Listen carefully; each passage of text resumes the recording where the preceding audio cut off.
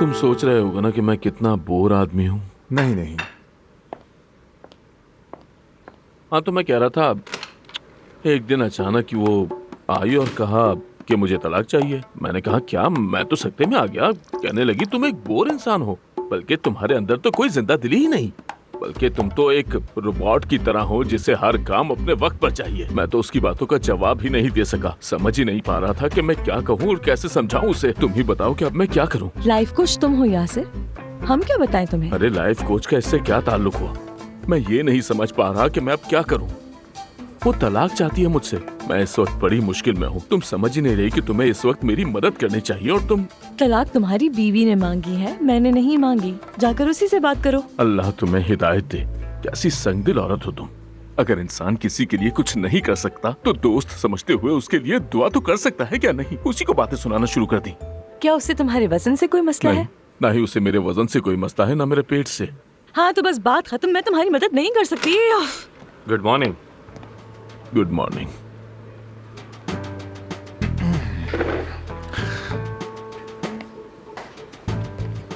आमिर, ये हॉस्पिटल जितना तुम्हारा है उतना मेरा भी है, इसलिए जरूरी नहीं कि हर क्लाइंट तुम्हारे पास जाए।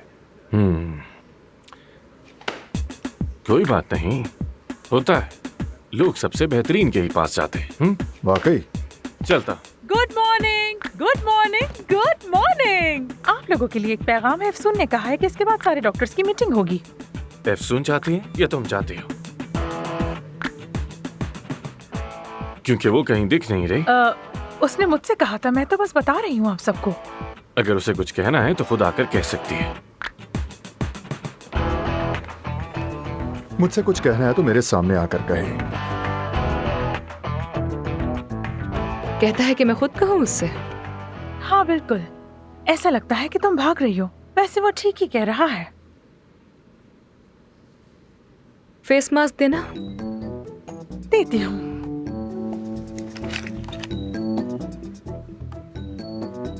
हाँ तो सबील साहिबा, अब हम आपके चेहरे से इस केमिकल को साफ करेंगे।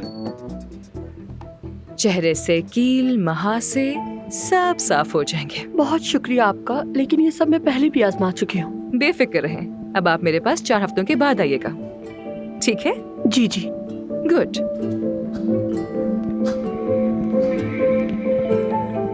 मैं आमिर के पास जा रही हूँ, तुम यहीं पे रहना इनके साथ। ठीक है, लेकिन इस बार किस ना करना।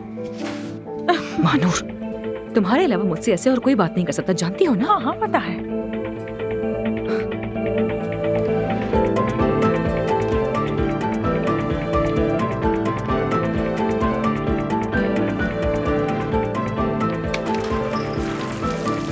क्या हम बात कर सकते हैं? एलिफ, जरा बाहर जाओगी तुम?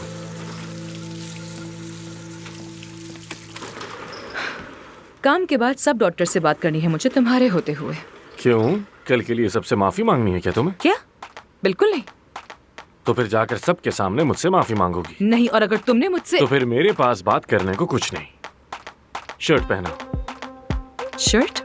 असिस्टेंट को तो बाहर भेज दिया है, तो शर्ट पहनो। तुम मुझे अपनी असिस्टेंट समझ रहे हो क्या? मरीज मुंतजिर है, ये अच्छी बात नहीं होती। सिर्फ मरीज की वजह से ऐसा कर रही हूँ। जल्दी। यार ये क्या तरीका है अफसून? यार तुम कोई छोटी बच्ची हो क्या?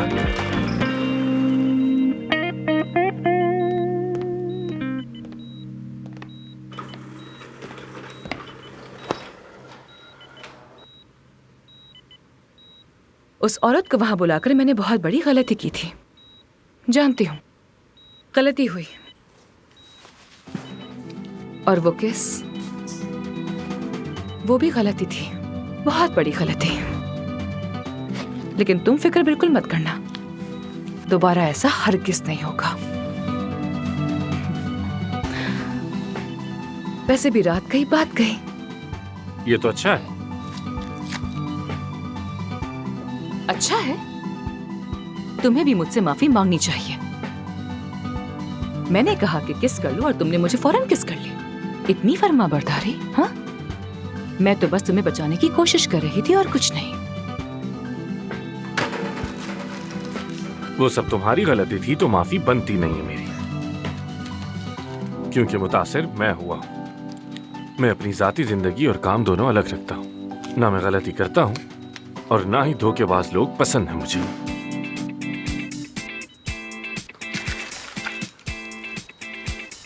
मुझे भी अनापरस लोग बिल्कुल पसंद नहीं है। अगर अपनी अना पर आ जाऊं तो फिर चाहे कोई मेरे पैरों में क्यों ना पड़ जाए, माफ नहीं करती। समझ गए? अच्छा है, कम से कम हम दोनों में एक बात तो मुश्तरक है कि दोनों ही एक दूसरे को पसंद नहीं।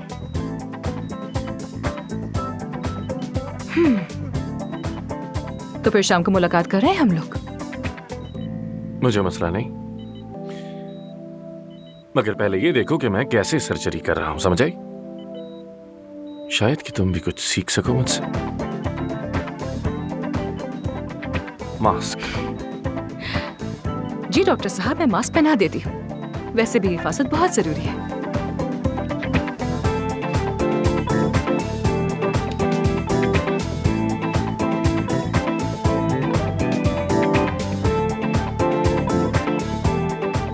आप तैयार हैं? सर्जरी शुरू करें? शाबाश बेटा, चलो शुरू करते हैं।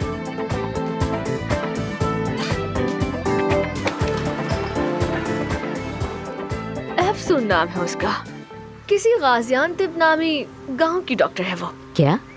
वो डर्मेटोलॉजिस्ट है। हाँ, मुझे नहीं लगता कि उसने कभी बोटॉक्स पे भी काम किया होगा। मुझे तो समझ नहीं आ रहा कि इतने बड़े हॉस्पिटल में उसे लाने की आखिर जरूरत ही क्या है। और मजे की बात पता है क्या है? उसे हमारी बॉस बना दिया है। हम तो शॉक्ड हैं। मुझे लग रहा है तुम्हें कुछ गलत फहमी हो गई है। ये भी हो सकता है उसे वहाँ काम को सीखने के लिए भेजा हो, है ना? हो सकता है आपकी बात सही हो, मगर उसे देखकर तो बिल्कुल नहीं लगता कि यहाँ काम सीखने आई है। वो साफ लगता है हॉस्पिटल पे कब्जा करने आई है। यानी वो हमारी एक नहीं सुनती, बस अपनी चलाती है, किसी को खातिर में नहीं लाती। लगता है कि वो यहाँ आमिर का पत्ता साफ करने आई है। ये तुम कैसी बातें कर रही हो? तुम्हें अंदाजा भी है कि तुम कह क्या रही हो?